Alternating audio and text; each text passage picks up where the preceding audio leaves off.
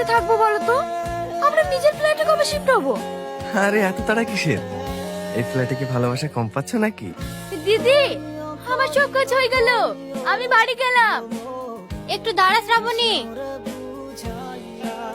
এই নে রাহিনের বার্থডের একটু কেক আছে, বাড়ি নিয়ে যা। ঠিক আছে দিদি। কলা কত করে ভাই? আমার কথাটা বোঝার চেষ্টা করেন, আর কটা দিন দাঁড়িয়ে যান। তোকে কতবার বলেছি ব্যবসার কাছে আইবি নি, তুই শুধু পড়াশোনায় ধ্যান দে। যা বস। তো তোমার হেল্পই করছিল, উহা বকার কি আছে?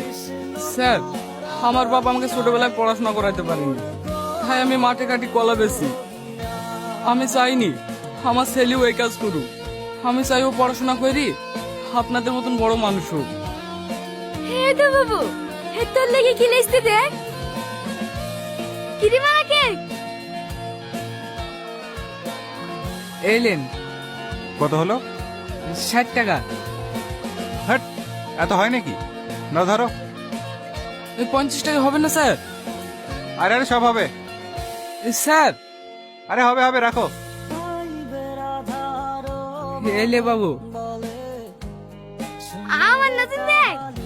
হ্যাঁ হ্যাঁ, আমি যখন স্কুলে ভর্তি হবো সেই ব্যাগ গুলি যাবো। হ্যাঁ হ্যাঁ লিজাস, এখন পড়িলে। স্যার ভালো কলা আছে, কলা নেবেন? 50 টাকা ডজন দেবো।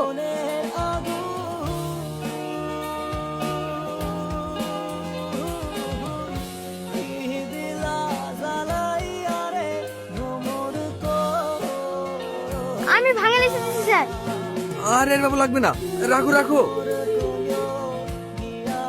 এই লেন স্যার। আরে থাক থাক, রাখো।